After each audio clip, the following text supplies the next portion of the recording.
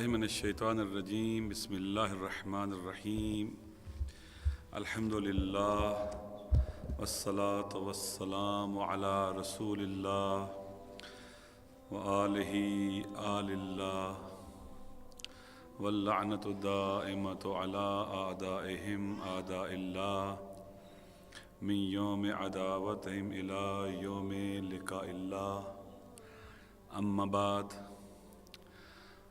فقد قال الحکیم فی کتاب المتین وهو اصدق القائلین اعوذ باللہ من الشیطان الرجیم بسم اللہ الرحمن الرحیم واتبع سبیل من اناب الی ثم الی مرجعکم فانبئکم بما کنتم تعملون صدق اللہ العلی العظیم۔ درود پڑھیں محمد وآل محمد پر۔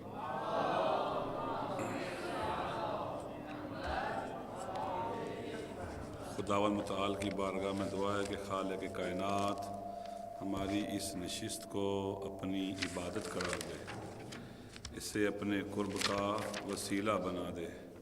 وہ قادر مطلق اور فیاض مطلق ہے، اس کی بارگاہ میں دعا ہے کہ وہ زباں پر ایسے لفظ لانے کی توفیق بخشے جس میں اس کی رضا اور خوشنودی اور امام زمانہ کی تائید شامل ہو۔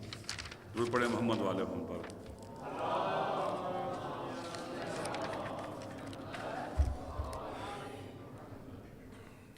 آپ کی خدمت میں عرض کیا تھا کہ انسان دوسری تمام مخلوقات سے منفرد اور الگ تھلگ ہے۔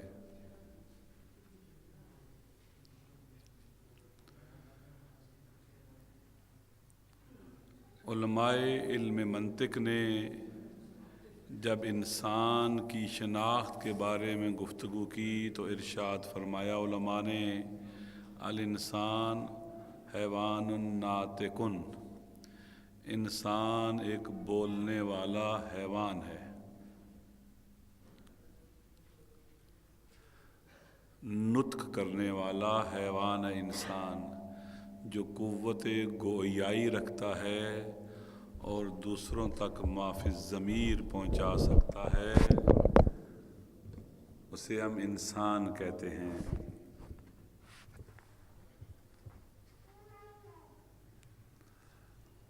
کیا صرف انسان ہی قوت گویائی رکھتا ہے اور بولتا ہے؟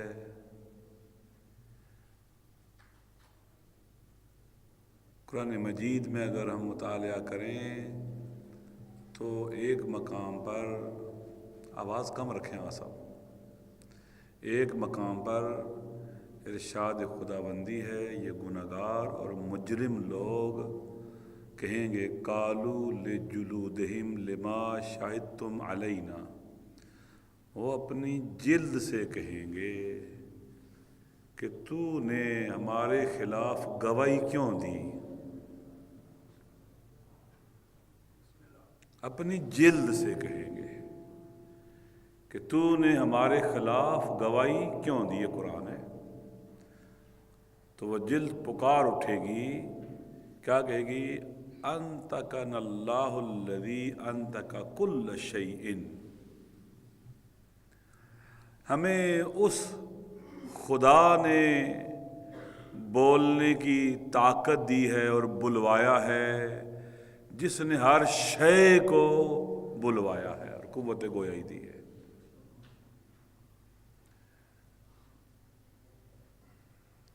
ہر شے گفتگو کر سکتی ہے، انسان بھی گفتگو کرتا ہے۔ ہر شے میں اللہ نے پوٹینشل اور صلاحیت رکھی ہے گفتگو کی۔ پتھر بھی بول سکتے ہیں۔ ایک ولی چاہیے جو ان کو بلوائے، جو ان کی صلاحیت کو فعلیت میں بدلے۔ قرآن مجید میں ارشاد خداوندی ہے وَوَرِثَ سلیمان و داؤد، حضرت سلیمان حضرت داؤد کے وارث ہیں۔ انہوں نے کیا کہا؟ قَالَ يَا أَيُّهَا النَّاسُ عُلِّمْنَا مَنطِقَ الطَّيْرِ وَأُوتِينَا مِنْ كُلِّ شَيْءٍ، حضرت سلیمان نبی کے بارے میں ہے علیہ الصلاۃ والسلام کے کہ وہ پرندوں سے گفتگو کرتے تھے، پرندوں سے بات چیت کرتے تھے، پرندے ان سے باتیں کرتے تھے، وہ ولی خدا تھے۔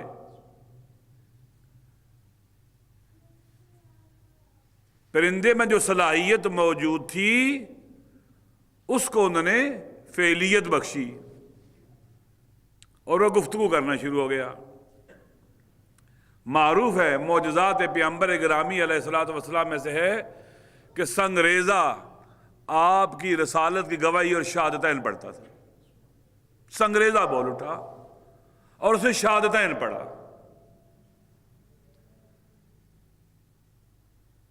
لہذا بعض روایات میں کہ زمین جہاں انسان گناہ کرتا ہے وہ بھی انسان کے خلاف گواہی دے گی، بولے گی۔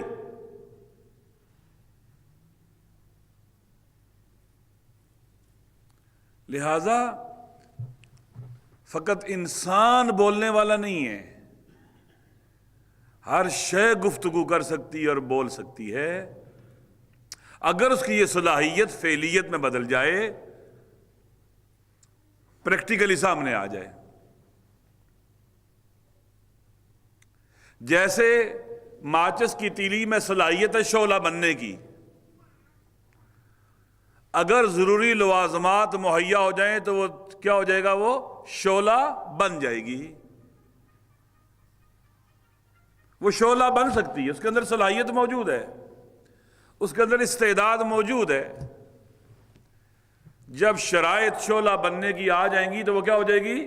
شعلہ ہو جائے گی۔ آپ اسے کھردرے اس چیز پر رگڑیں گے تو شعلہ بن جائے گی۔ ایسے ہی یہ بولنے کی صلاحیت ہر شے میں موجود ہے۔ قرآن کہتا ہے قیامت کے دن ہاتھ بولیں گے، زبان پر مہر لگا دی جائے گی، ہاتھ بولیں گے، پاؤں بولیں گے، گفتگو کریں گے، یہ گواہی دیں گے انسان کے خلاف، مجرموں کے خلاف۔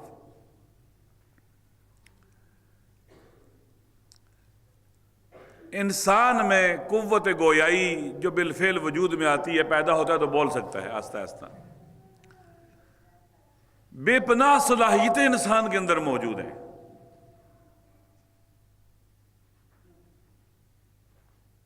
جتنے انبیاء آئے، جتنے اولیاء آئے، ان کی پرورش کے لیے آئے۔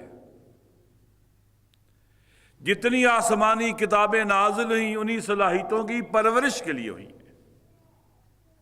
جیسا گندم کے دانے میں صلاحیت ہے، اگر اسے مناسب زمین کے سینے میں دفن کیا جائے، بیج کے طور پر اس کی پرورش کی جائے، تو پھر وہ زمین کا سینہ چیر کر باہر آتا ہے، کومپل کی شکل میں آتا ہے، پھر اس کے ساتھ پھر خوشے لگتے ہیں، وہ ایک دانہ کئی دانوں میں بدل جاتا ہے۔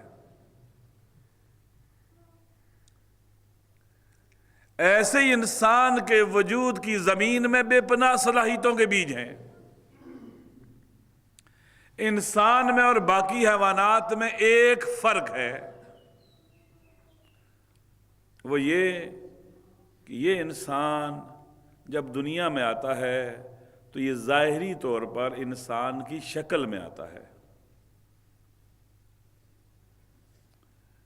لیکن اس نے انسان خود بننا ہے۔ باقی حیوانات جب دنیا میں آتے ہیں تو وہ جو ان کا ظاہر ہے وہی ان کا باطن ہے۔ وہ چھوٹا حیوان ہوتا ہے پھر بڑا حیوان ہو جاتا ہے، وہ چھوٹا گدھا ہے بڑا گدھا ہو جاتا ہے، وہ چھوٹا گھوڑا ہے پھر بڑا گھوڑا ہو جاتا ہے، لیکن انسان ایسا نہیں ہے۔ باطنی طور پر، حقیقی طور پر اس نے خود کو انسان بنانا ہے۔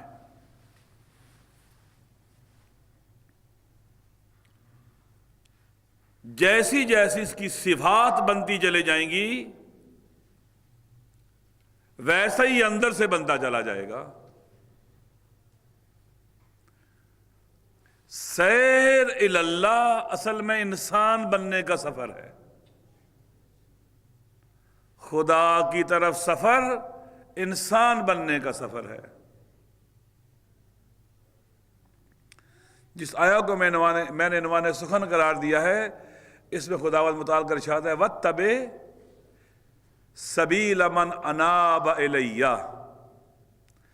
تو اس کے راستے پر چل جو میری طرف آ رہا ہے۔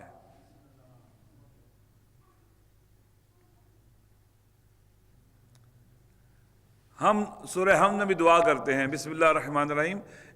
خدا نے خود دعا کرنا سکھایا ہے، مجھ سے مانگو، اگر نہیں مانگنا تو میں سکھا دیتا ہوں تمہیں۔ کیا مانگو؟ اہدنا الصراط المستقیم، مجھ سے یہ دعا مانگو، یہ طلب کرو مجھ سے کہ خدا ہمیں صراط مستقیم کی طرف ہدایت کر، صراط الذین انعمت علیہم، ان کا راستہ جن پر تو نے انعام کیا، جو تیری نعمتوں کے مستحق ٹھہرے، انبیاء، شہداء، ابرار، صدیقین۔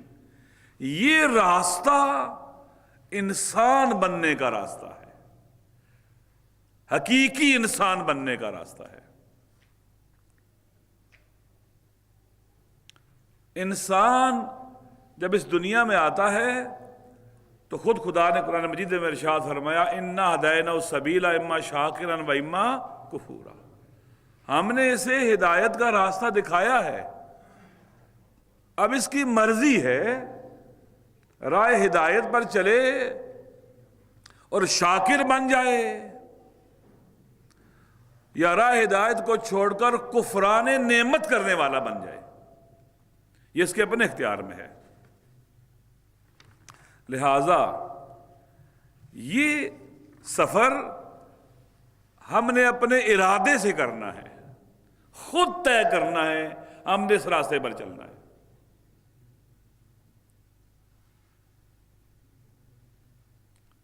قیامت کا دن ہماری حقیقت کے ظہور کا دن ہے، ہمارے باطن کے سامنے آ جانے کا دن ہے، یوم تبلی السرائر ہے، جس دن کوئی راز نہیں رہے گا۔ روایت میں ہے کہ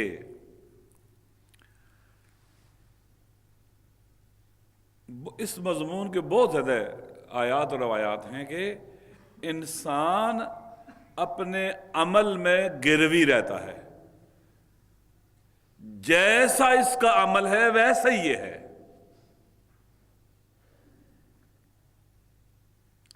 اگر کہیں کہتے ہیں مؤثر اور اثر میں گہرا تعلق ہوتا ہے، کہیں خوشبو ہے تو وہاں پھول ہے، کہیں توفن ہے تو وہاں گندگی کا ڈھیر ہے، گہرا تعلق ہوتا ہے ان کا آپس میں۔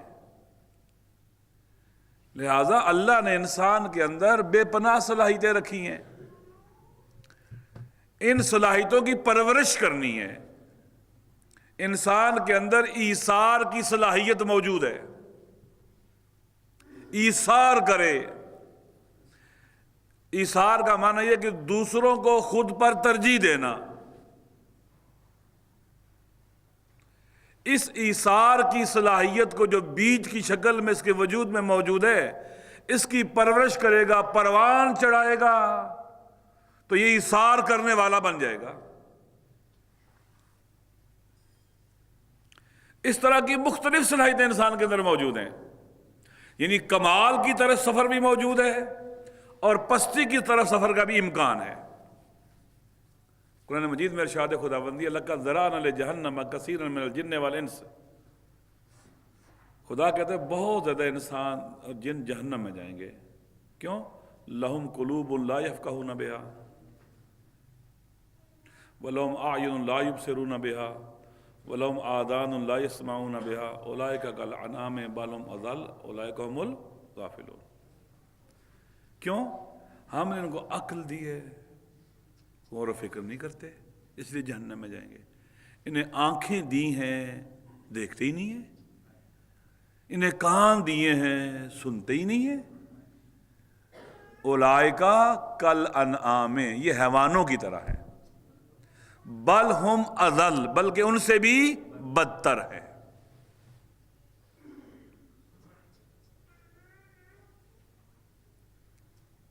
کیونکہ حیوان جس طرح سے دنیا میں آیا تھا وہ حیوان ہی رہے گا، بل ہم بد اضل، یہ ان سے بھی گمراہ تر ہیں، بدتر ہیں۔ کیسے؟ علماء اخلاق نے بھی لکھا ہے، روایات میں بھی ہے، آپ نے پڑھا ہوگا، اور ایک حدیث بھی میں بیان کروں گا ابھی، کہ چھٹے امام علیہ السلام کا زمانہ ہے،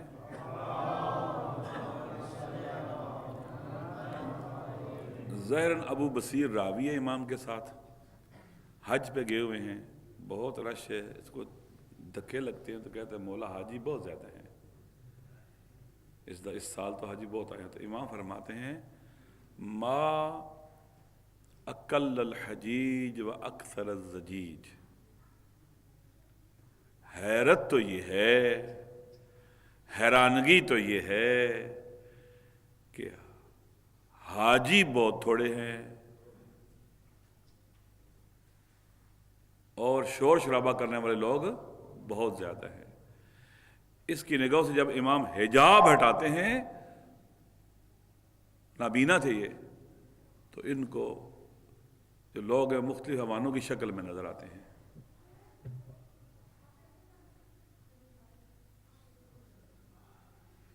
حقائق سامنے آ جاتے ہیں، ان کا باطن دیکھنا شروع کر دیتے ہیں۔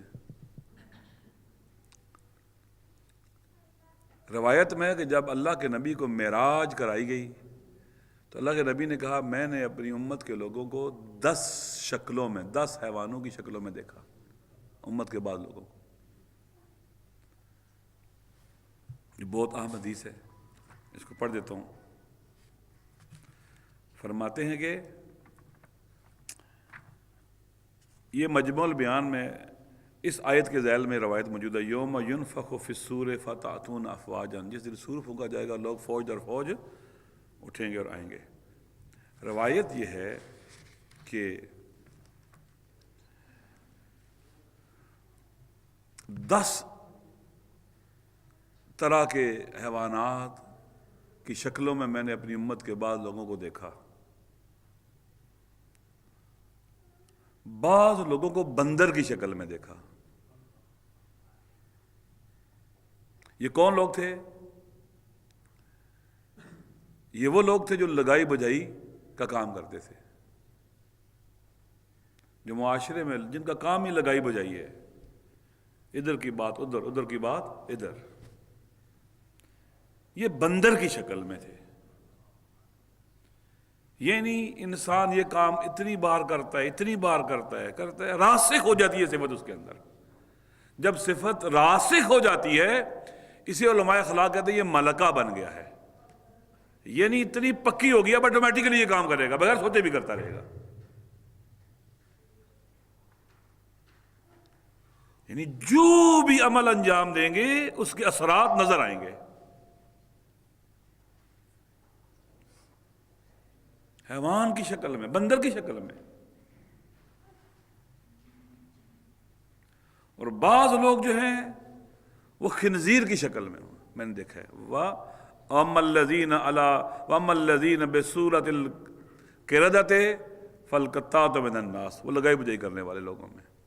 اور خنزیر کی شکل میں نے لوگوں کو دیکھا، رسول پاک فرما رہے ہیں، صادق نبی کا فرمان ہے یہ۔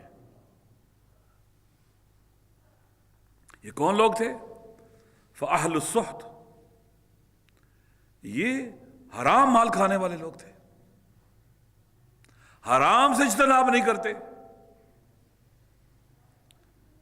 اسیر شہوت ہیں۔ ان کو میں نے خنزیر کی شکل میں دیکھا۔ اور بعض لوگوں کو الٹا چمگاڈر دیکھا کبھی آپ نے؟ ہمارے یہاں ہوتا تھا پرانے وقتوں میں، بڑے درختوں کے ساتھ لٹکے ہوتے تھے الٹے، چمگاڈر کی طرح لٹکے ہوئے دیکھا۔ کن کو؟ وَأَمَّا الْمُنَكَّسُونَ عَلَىٰ رُءُوسِهِمْ فَآكِلَةُ الرِّبَا، سود کھانے والے کس طرح سے معشور ہوں گے؟ میں نے ان کو دیکھا الٹے لٹکے ہوئے سر کے بل، کچھ کو اندھا دیکھا میں نے، اندھے تھے وہ کون تھے؟ جو خدا کے احکام کو پامال کرتے ہیں، جو اللہ کے احکام کو پامال کرتے ہیں۔ میں نے انہیں اندھی حالت میں دیکھا، اندھوں کی شکل میں دیکھا۔ کچھ کو میں نے گونگا پایا، بول ہی نہیں سکتے۔ یہ کون ہے؟ المعجبون باعمالہم، جو خود پسندی کا شکار کرتے ہیں۔ میں بہت نمازی ہوں، میں بہت پرہیزگار ہوں، میں بہت انقلابی ہوں، میں ہر وقت اپنی تعریفوں میں الجھے ہوئے، خود پسندی کا شکار، عجب کا شکار،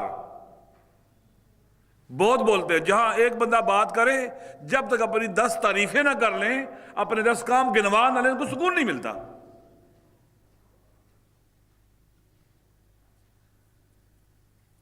وہاں ان کا منہ بند کر دیا جائے گا، اب نہیں بول سکتے۔ یہ خود پسندی کا شکار۔ ہم دیکھا ہوگا آپ نے، انسان کہیں جائے، بات ایک بندہ کر دے کہ بھئی ہم وہاں گئے تھے، ہم نے یہ دیکھا، وہ ہوا، ہم نے یہ اچھا کام کر دیا، کہ ہاں میں بھی اس علاقے میں گیا تھا، وہاں پر ایسے ہوا تھا، پھر میں نے وہاں یہ کیا تھا، پھر اس کے بعد دوسری کہانی، پھر کہانیاں شروع ہو جائیں گی ان کی۔ یہ خود پسندی کا شکار ہے۔ یا کہ یہ اچھا کام کر کے آگے، جب تک بتا نہ پائے نا، دوسروں تک پہنچا نہ پائے، اپنی تعریفیں نہ کر لے، اس کو سکون نہیں ملتا ہے۔ خود پسند، خود پسندی کا شکار، عجب کا شکار، یہ وہ لوگ ہیں جو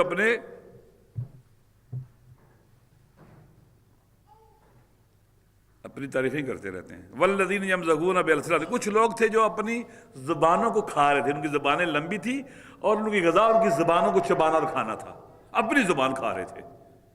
یہ کون تھے؟ فالعلماء والقضاة الذین خالف اعمالهم اقوالهم، ظالم قاضی اور بے عمل عالم، متعفن اپنی زبانوں کو کھا رہے تھے۔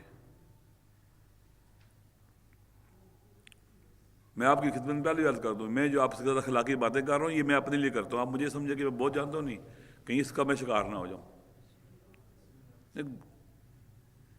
یہ سب میرے لیے، سب سے پہلے تذکر میرے اپنے لیے ہے۔ یہ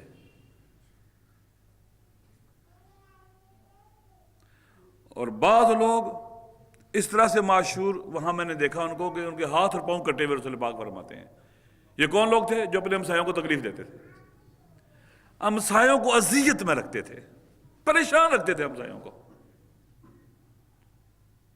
اونچا ریڈیو لگایا ہوا ہے، اونچے ٹیپ ریکارڈر لگائے ہوئے ہیں، اونچا ٹی وی لگایا ہوا ہے، خیال نہیں کرتے، ہمسائے ساتھ ہیں، بالکل ہمسایوں کو اذیت میں رکھنا، تکلیف میں رکھنا۔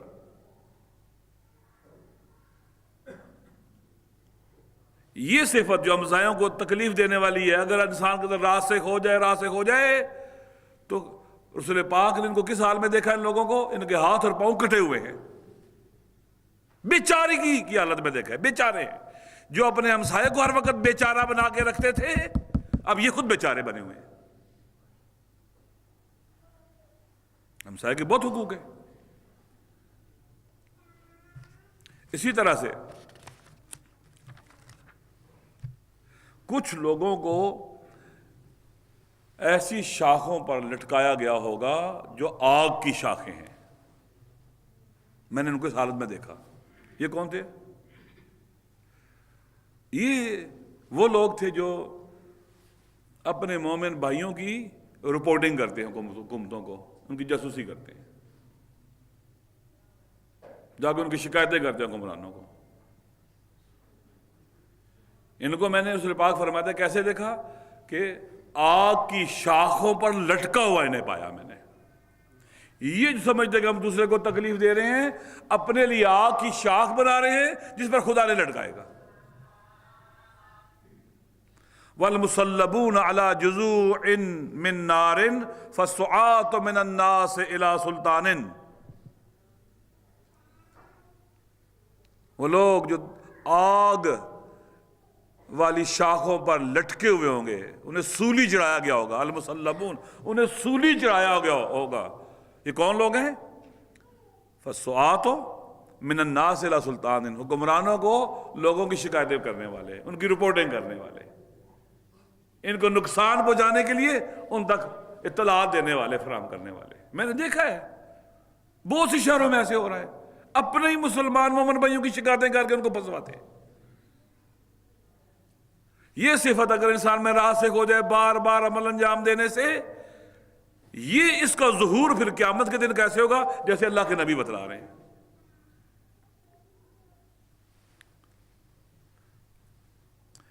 اور کچھ لوگ ایسے ہوں گے جن سے مردار سے بھی زیادہ گندی بو آ رہی ہوگی، لوگ تکلیف اور اذیت میں ہوں گے ان سے۔ عجیب لوگ ہیں۔ یہ کون ہے؟ والذین اشد نتنا من الجیف، جو مردار سے بھی زیادہ جن سے گندی بو آئے گی، اذیت ناک بو آئے گی، یہ کون ہے؟ فالذین یتمتعون بالشہوات واللذات، جو دنیا کی لذتوں اور شہوت کے اسیر ہیں۔ یہ اگر انسان میں ہر وقت خواہشات نفسانی اور شہوت کا اسیر ہے، اسی میں لگا ہے، قیامت کے دن رسول پاک نے ان کو معراج میں دیکھا، کس حالت میں دیکھا ان کو؟ اتنی ان سے گندی بو آ رہی ہے کہ مردار سے بھی زیادہ گندی بو ہے۔ وَيَمْنَعُونَ حَقَّ اللَّهِ فِي أَمْوَالِهِمْ، اور اللہ نے جو ان کے مال میں حق رکھا ہے، خمس رکھا ہے، زکوٰۃ رکھی ہے، یہ نہیں دیتے۔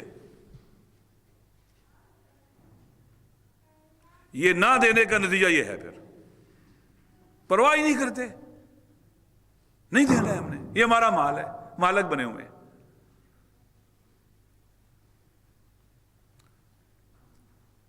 کچھ لوگوں کو آگ کا لباس پہنایا ہوا دیکھا میں نے، فرماتے ہیں ان کا لباس آگ کا لباس تھا۔ اللہ اکبر۔ یہ کون ہے؟ والذین هم یلبسون الجلباب فاہل الفخر والخیلہ، یہ فخر فروش، فخر کرنے والے، دوسروں کے سامنے اپنے آپ کو بڑا سمجھنے والے،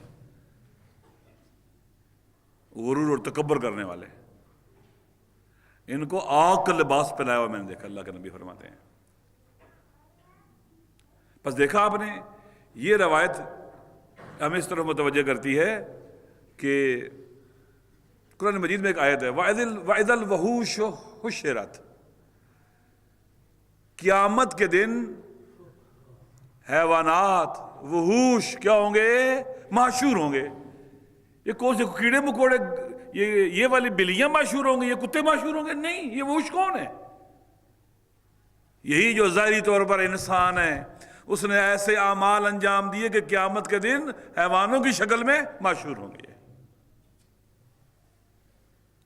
جو عمل ہم نے انجام دینا ہے، یہ ہمارے اندر انسان ویسے ہی بنتا چلا جاتا ہے۔ ایک چیز جو ذہن میں آ رہی ہے، عرض کر دوں، میں نے بہت عرصہ پہلے پڑھی تھی۔ اس دنیا میں انسان کی ایک صورت ہے، ایسے ہے یا نہیں ہے؟ ایک شکل ہے، ایک جو ہمارے ناظرہ کے کارڈ پر بھی ہوتی ہے، لیکن یہ صفات اگر انسان کے اندر متعدد صفات اکٹھی ہو جائیں اور ملکہ بن جائیں اور راسخ ہو جائیں، تو جب انسان معشور ہوگا، عالم برزخ میں جائے گا یا آخرت میں جائے گا، ممکن ہے ایک آدمی ایک وقت میں کئی شکلوں والا آدمی ہو، کئی صورتیں ہوں اس کی ایک ہی وقت میں، کیونکہ ساری صفات ایک شکل اور صورت کی شکل میں سامنے آئیں گی، حالت میں آئیں گی۔ ایک بدن پر کئی چہرے ہوں گے۔ یہ ہمارے اپنے اختیار میں کہ ہم نے اپنا چہرہ کیسا بنانا ہے۔ آپ نے سورہ یوسف پڑھی ہوگی، اس میں جب حضرت یوسف کے بھائی اپنے والد گرامی حضرت یعقوب علیہ السلام سے فرماتے ہیں کہ آپ حضرت یوسف کو ہمارے ساتھ بھیجیں، ہم باہر جا کے کھیلیں گے اور وہاں پر اس کو، تو کہا کہ نہیں، مجھے ڈر ہے کہ اس کو بھیڑیا نہ کھا جائے۔ وہ بھیڑیا پتہ کیا تھا؟ حضرت یوسف تو حضرت یعقوب جانتے تھے، نبی تھے نا، بھائیوں کے دل میں جو اپنے بھائی کے بارے میں حسد تھا نا، وہ بھیڑیا تھا۔ اور یعقوب علیہ السلام اپنی باطنی نگاہ سے اس بھیڑیے کو ان کے اندر دیکھ رہے تھے۔ کیا کہا کہ مجھے ڈر لگ رہا ہے کہ اس کو بھیڑیا نہ کھا جائے۔ ایسے ہے یا نہیں؟ قرآن کی سورہ یوسف پڑھے جا کر آپ نا۔ اور بعد میں وہ آئے اور انہوں نے کہا اس کو بھیڑیا کھا گیا ہے، اور ایک حیوان کا خون لگا کے اس کی قمیض کو لے آئے۔ حضرت یعقوب چونکہ نگاہ باطن کو دیکھتے تھے، جب بھائیوں نے کہا کیوں نہیں آپ ہمیں بھیجتے، اور اندر سے ان کو حسد تھا کہ ہر وقت ہمارے بابا کی توجہ اسی کی طرف لگی رہتی ہے، ہم اس کو لے جاتے ہیں، کہیں پھینک دیتے ہیں، مار دیتے ہیں، لے جاتے ہیں، اپنی بابا کی نگاہوں سے دور کر لیتے ہیں، پھر ہمارا بابا ہم سے محبت کرے گا۔ یہ حسد تھا نا ان کو۔ تو یعقوب علیہ السلام نے کیا کہا، میں نہیں بھیجتا آپ کے ساتھ، مجھے ڈر ہے کہ اس کو بھیڑیا نہ کھا جائے۔ اور بھیڑیا کیا تھا؟ ان کے اندر کا حسد تھا، بھیڑیے کی شکل میں، وہ حسد اندر کا بھیڑیے کی شکل رکھتا ہے، جسے وہ دیکھ رہے تھے اللہ کے نبی۔ یہ ہمارے اپنے اختیار میں ہے کہ ہم اس پستی کی طرف چلے جاتے ہیں۔ اولئک کالانعام بل ہم اضل، وہ حیوانوں کی طرح ہے بلکہ ان سے بھی بدتر۔ وہ انسان جسے اللہ نے زمین پر خلیفہ بنا کے بھیجا، وہ اتنا گر جائے۔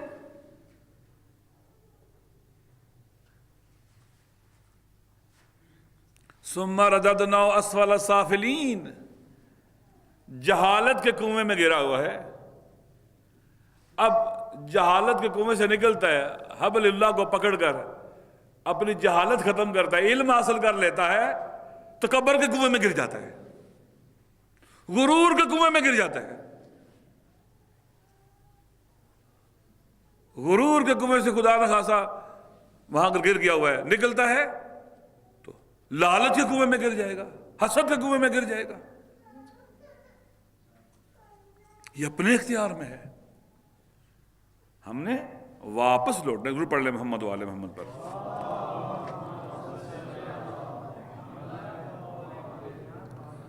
یہاں میں نے کافی روایات لکھی ہوئی تھی لیکن میں ان کو نہیں پڑھتا ہوں، لہذا نجم البلاغہ میں امام ارشاد فرماتے ہیں کہ فَالصُّورَةُ صُورَةُ إِنسَانٍ وَالْقَلْبُ قَلْبُ حَيْوَانٍ، نجم البلاغہ میں ہے۔ صورت کس کی ہے، شکل کس کی ہے؟ انسان کی ہے۔ جب انسان یہاں گرتا ہے، حیوانوں سے بدتر ہوتا ہے، تو وَالْقَلْبُ قَلْبُ حَيْوَانٍ،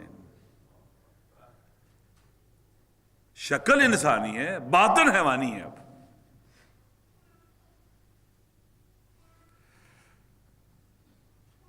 لہذا اب ہمیں اپنے اختیار سے یا ایک ملکوتی انسان بننا ہے اور زمین سے بلند ہونا ہے، اخلد الی الارض واتبع ہوا، ہوا و ہوس کی پیروی کرنے کی وجہ سے وہ زمین سے چپک کے رہ گیا ہے۔ وہ جو کہ پرواز کرنے کے لیے آیا تھا عالم ملکوت کی طرف اور بلندیوں کی طرف جانے کے لیے آیا تھا، خواہشات نفسانی کا اسیر ہو کر زمین سے چپک کے رہ گیا ہے۔ ہمارے اپنے اختیار میں ہے، ہم نے واپس، اللہ نے واپس لوٹنے کے سارے راستے بند نہیں کیے، کھول کے رکھے ہیں۔ میں آج ایک روایت پڑھ رہا تھا چوتھے امام سے،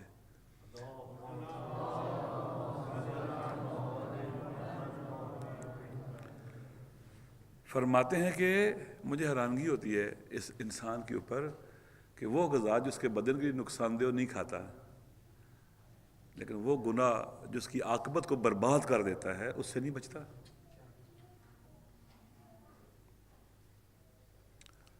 بدن کو نقصان پہنچانے والی غذا سے تو بچاتا ہے اپنے آپ کو، اور اس اپنی روح کو مار دینے والے گناہ سے نہیں بچتا، اتنا لاپرواہ ہے۔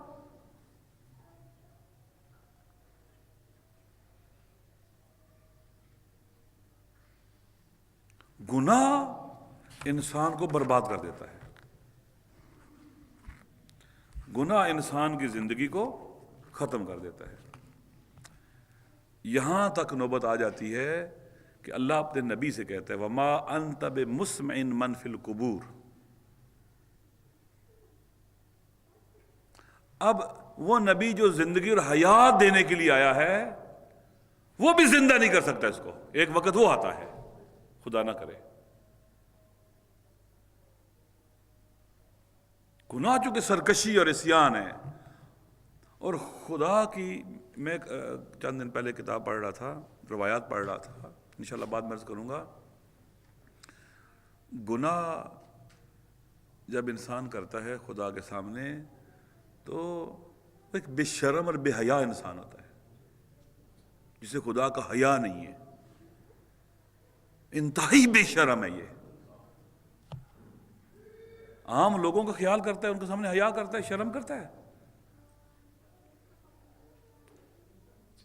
اللہ کے سامنے بے حیائی کی وجہ سے یہ جرأت کرتا ہے. اگر اس میں حیا ہوتی اور یہ وقاحت نہ ہوتی کبھی یہ گناہ نہ کرتا خدا کے سامنے. اللہ نے ہمیں آنکھیں دی ہیں. قرآن مجید میں ہے نا کہ خداوند متعال ارشاد فرماتا ہے کہ جب ہم نے وَإِذْ أَرَزْنَا الْأَمَانَةَ، جب ہم نے اپنی امانت کو پیش کیا پہاڑوں کے سامنے، زمین و آسمان کے سامنے، فَأَبَيْنَ يَحْمِلْنَاهَا وَأَشْفَقْنَ مِنْهَا وَحَمَلَهَا الْإِنسَانُ، انہوں نے انکار کر دیا اس امانت کو قبول کرنے سے. پہاڑوں نے کہا ہم نہیں اٹھا سکتے، زمین و آسمان نے کہا ہم نہیں اٹھا سکتے، انسان نے کہا میں اٹھاؤں گا. امانت کیا ہے؟ آپ کو کیا اللہ نے دی ہے امانت؟ اللہ نے زندگی اور حیات امانت دی ہے. اس خداوند متعال نے اس حیات کو، اس امانت کی پاسداری کرنی ہے. اللہ خود زندہ ہے، آپ کو زندگی دی اس نے. خود بصیر ہے، اس نے آپ کو آنکھیں دی ہیں، یہ امانت ہے اس کی. خود سمیع ہے، اس نے آپ کو کان دیے ہیں. خود قدیر ہے، اس نے آپ کو طاقت اور قدرت اور ہاتھ دیے ہیں. بولنے کی زبان دی ہے آپ کو. یہ امانتیں اللہ کی آپ کے پاس. ان امانتوں میں خیانت نہیں کرنی ہے ہم نے. اگر خیانت کریں گے تو انجام یہ ہوگا جو اللہ کے نبی نے بتلایا ہے، جو قرآن نے کہا ہے. مجھے اللہ نے آنکھیں دی ہیں، میں کیوں وہ دیکھوں جو اللہ نہیں جانتا، اللہ نہیں چاہتا. اگر میں نے وہ دیکھا، میں نے امانت میں خیانت کر دی ہے. فضول قسم کے ڈرامے، فضول قسم کی چیزیں، اور خدا نہ کردہ کسی کی نامحرم اور کسی کی ناموس پر نگاہ بد،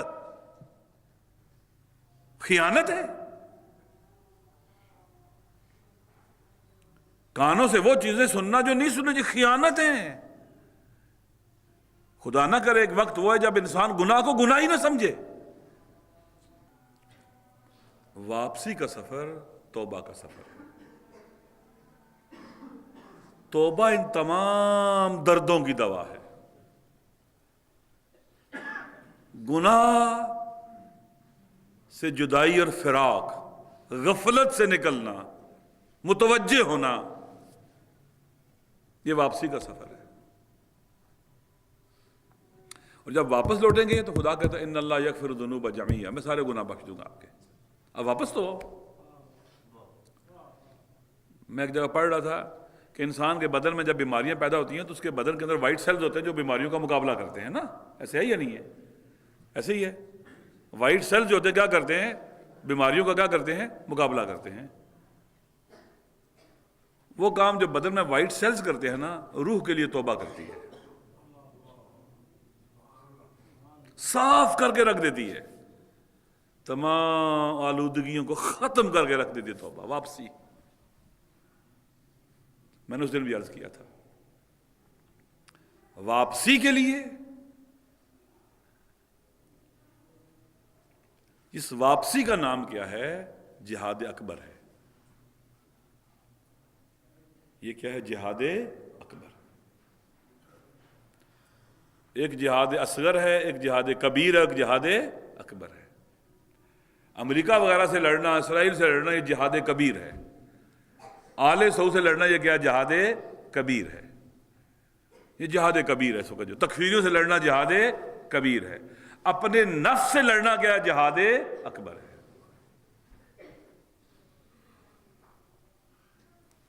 اس کے لیے اپنے دن بھی پاک کرنے ہوں گے اور اپنی راتیں بھی پاک کرنی ہوں گی.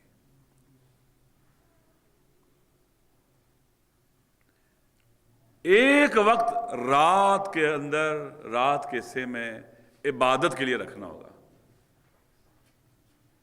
میں پچھلی باتیں دہراتا نہیں ہوں. نماز فجر سے پہلے خداوند متعال نے جو بہترین وقت رکھا ہے اپنے ساتھ ملاقات اور گفتگو کا، وہ نماز فجر سے پہلے کا وقت ہے، ہنگام سحر، خدا کے ساتھ راز اور نیاز اور مناجات کرنا اور تہجد پڑھنا۔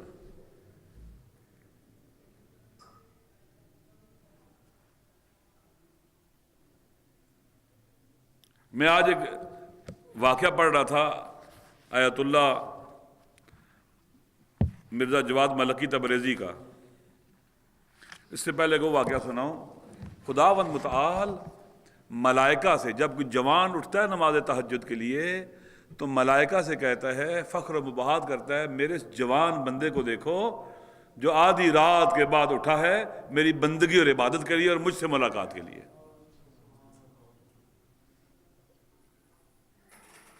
انشاءاللہ اگلی گفتگو کمپلیٹلی اس موضوع پر کروں گا۔ قرآن روزانہ پڑھنا ہے، جتنا پڑھ سکتے ہیں۔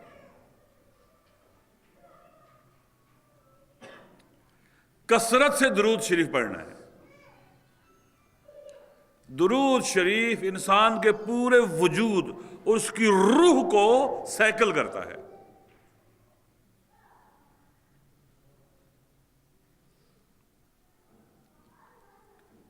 اس کی سمت اور سو کو درست کرتا ہے۔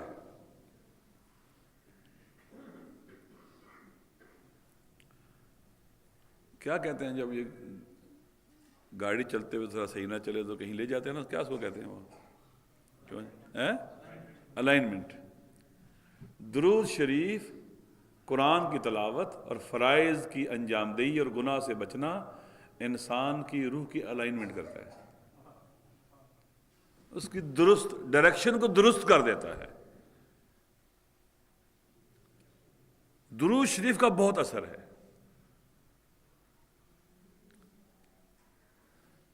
اول وقت میں نماز پڑھنا بہت اہم ہے، اور مقید ہونا، پابند ہونا، متوجہ رہنا۔ نماز کا ٹائم ہوا، نماز پڑھنی ہے، متوجہ رہنا۔ یہ گناہ کی محفل ہے، یہاں نہیں بیٹھنا ہے میں نے، یہ مناسب جگہ نہیں، میں نے یہاں نہیں جانا ہے، یہ مناسب دوست نہیں ہے، میں نے اس کے ساتھ دوستی نہیں کرنی۔ یہ بہت اہم ہے۔ واپسی کے لیے، خدا کی طرف لوٹنے کے لیے چیزیں بہت اہم ہیں۔ ہجرت کرنی پڑے گی آپ کو، ہجرت کرنی پڑے گی آپ کو۔ برے دوستوں کے بجائے خدا سے دوستی کرنی ہوگی، بری محفلوں کے بجائے خدا کی محفل میں جانا ہوگا۔ یہ ہجرت ہے۔ متوجہ ہونا ہے، مقید ہونا ہے، پابند ہونا ہے۔ یہ جھوٹ نہیں بولنا ہے، غیبت نہیں کرنی ہے، تہمت نہیں لگانی ہے، نگاہ کی حفاظت کرنی ہے، اپنے وجود کی حفاظت کرنی ہے، اس کو نہیں برباد ہونے دینا میں نے۔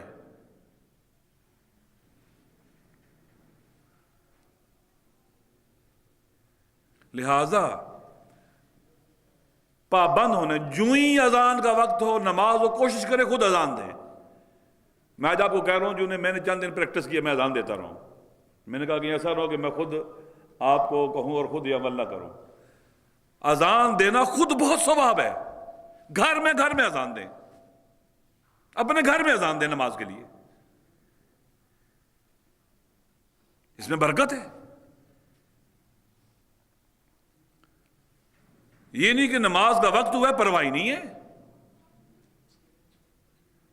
اذان دینی ہے، نماز، اللہ کے پاس جانا ہے، اللہ کی بارگاہ میں حاضر ہونا ہے، تاخیر نہیں کرنی ہے۔ حتماً قرآن کی تلاوت کرنی ہے روزانہ، حتماً قرآن سے دور نہیں ہونا ہے۔ اللہ اپنے نبی سے کہہ رہا ہے، خاتم الانبیاء سے کہہ رہا ہے، وَرَتِّلِ الْقُرْآنَ تَرْتِیلًا۔ الَّذِينَ آتَيْنَاهُمُ الْكِتَابَ يَتْلُونَ حَقَّ تِلَاوَتِهِ هُوَ الَّذِي بَعَثَ فِي الْأُمِّيِّينَ رَسُولًا مِّنْهُمْ يَتْلُو عَلَيْهِمْ آيَاتِهِ۔ قرآن کی تلاوت ضرور کرنی ہے آجان، یہ کتاب حیات اور زندگی ہے۔ یہ ہدایت نامہ ہے ہمارے لیے. میں انشاءاللہ آنے والے دنوں میں قرآن کی آیات پڑھوں گا آپ کے سامنے. آپ دیکھیں کہ معنی اور مفہوم بدل جائے گا. جو ہم سمجھتے ہیں ویسے شاید نہ ہو. توجہ نہیں کرتے نا ہم اس لیے. گناہوں سے بچنا ہے. جیسے میں نے پچھلے پروگرام میں عرض کیا تھا, قریب نہیں جانا گناہ کے اور متوجہ رہنا ہے.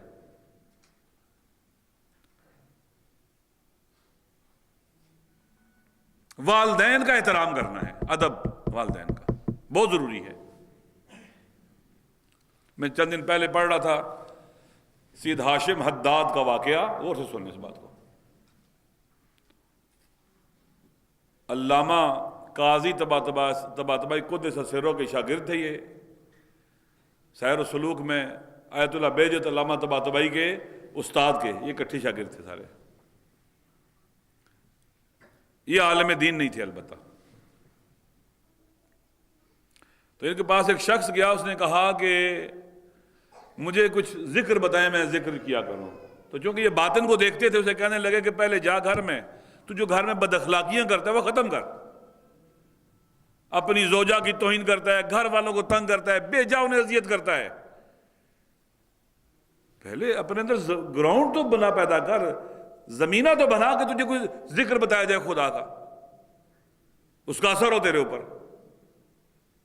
گندے ظرف میں اگر پاک چیز ڈالے وہ بھی کیا ہو جاتی ہے. قرآن کے بارے میں کیا, لا یزید الظالمین الا خسارا. یزید اگر قرآن پڑھے گا اور گمراہ ہوگا, شمر قرآن پڑھے گا اور گمراہ ہوگا.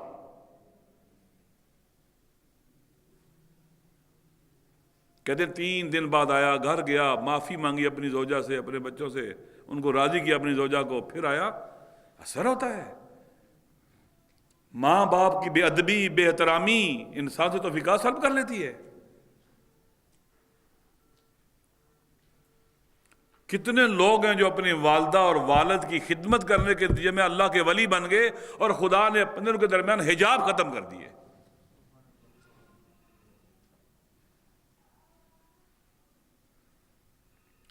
انہی سید ہاشم حداد قدس سروں کے پاس شہید مطہری ملنے کے لیے گئے. تو انہوں نے پوچھا مطہری سے تو نماز کیسے پڑھتا ہے. انہوں نے کہا بھائی جب نماز پڑھتا ہوں تو میں معانی جو ہے نا اس کے سورہ الحمد کے ان پر توجہ کرتا ہوں. کہنے لگے سورہ الحمد تو معانی کا سمندر ہے, بغیر اس کے کہ تیری روح مقام تجرد پر نہ پہنچے تو کیسے معانی کے سمندر میں سیر کر سکتا ہے. جب تو عبادت کرے تو تیری توجہ خدا کی طرف ہونی چاہیے کہ تو اس کی بارگاہ میں حاضر ہے.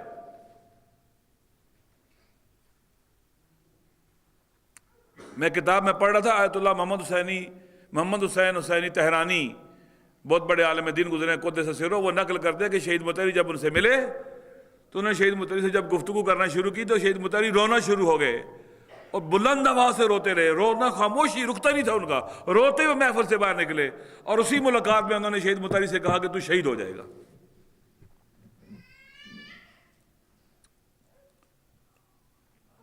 والدین کا احترام, زوجہ کے حقوق, زوج کے حقوق, ہمسائے کے حقوق, یہ بہت عام ہیں اللہ کا بندہ بننے کے لیے.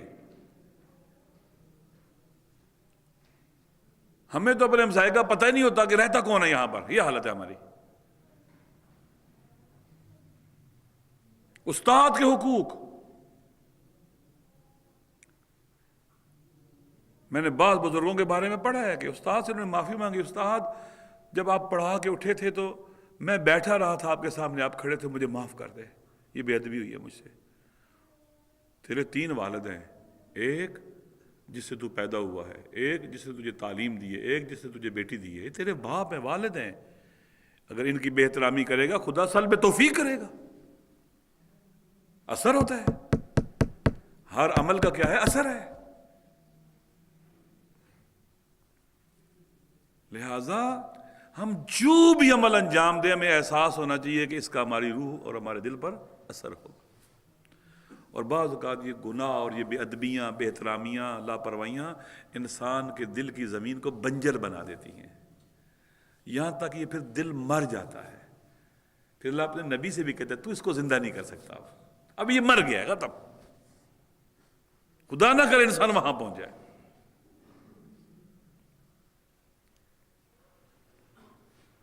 بس روزانہ کم از کم 3 تسبیحات درود شریف کی پڑھنی چاہیے، اللہم صلی اللہ محمد وعلی۔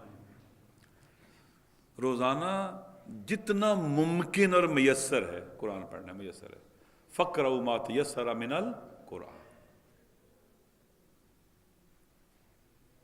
نمبر 3، فرائض کی ادائیگی اور گناہ سے اجتناب،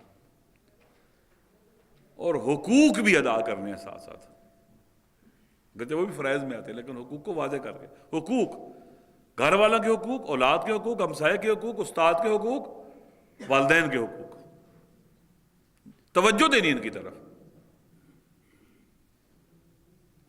میں نے مجھے یاد آ رہا ہے ایک صحابی تھے، رسول پاک نے خود انہیں قبر میں رکھا اور ان کی والدہ نے کہا کہ میرا بچہ جنت میں چلا گیا، اللہ کے نبی نے کہا نہیں فشار قبر میں اس وقت ہے یہ، کیوں؟ یہ اپنی زوجہ کے ساتھ بد اخلاقی کرتا تھا، نبی نے قبر میں رکھا لیکن اپنا عمل تو ساتھ لے کے گیا ہے نا وہ۔ لہذا راتوں کو اٹھنا چاہیے، خدا کو یاد کرنا چاہیے۔ آئیں توسل کرتے ہیں حضرت ثانی زہرا کے ساتھ، جنہوں نے جن کی ہجرت، جن کی اسیری، جن کے دکھ درد، اگر انسان ان پر توجہ کرے تو انسان متحیر ہو جاتا ہے۔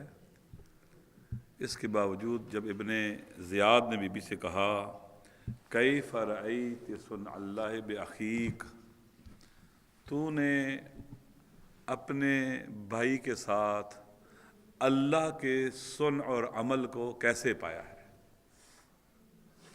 کہا ما رأیت الا جمیلا، میں نے اللہ کے سلوک اور عمل میں اپنے بھائی کے ساتھ، اپنے ساتھ سوائے حسن اور زیبائی اور جمال کے اور کچھ نہیں پایا۔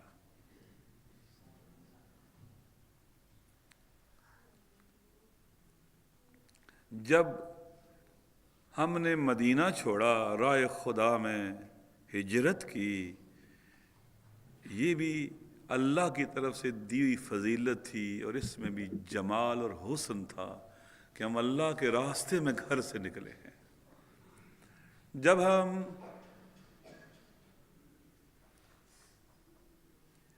حرم خدا سے کربلا کی مسجد اقصی کی طرف سفر کے لیے نکلے، یہ جو سفر معراج تھا مسجد حرام سے کربلا کی مسجد الاقصی تک، یہ سیر بھی اللہ کی دیے ہوئے فضل کے نتیجے میں تھا، اس میں بھی جمال خدا تھا۔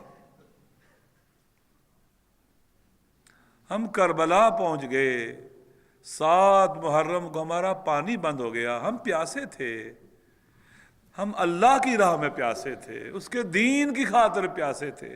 لوگ تو پیاسے ہو جاتے ہیں، یہ اللہ کا فضل تھا ہمارے اوپر کہ ہم دین خدا کی خاطر پیاسے ہو گئے اور محاصرے میں آ گئے، اس میں بھی جمال خدا تھا۔ کربلا میں روز عاشور میرے جگر کے ٹکڑے، میرے جگر پارے، میرے بھائی، میرے بیٹے، میرے بھتیجے، میرے بھائی کے ساتھی، ہماری نسل شہید کر دی گئی۔ موت تو آنی ہے نا، یہ راہ خدا میں شہادت کی فضیلت بھی جمال خدا ہے، یہ اللہ نے ہمیں عنایت کی ہے۔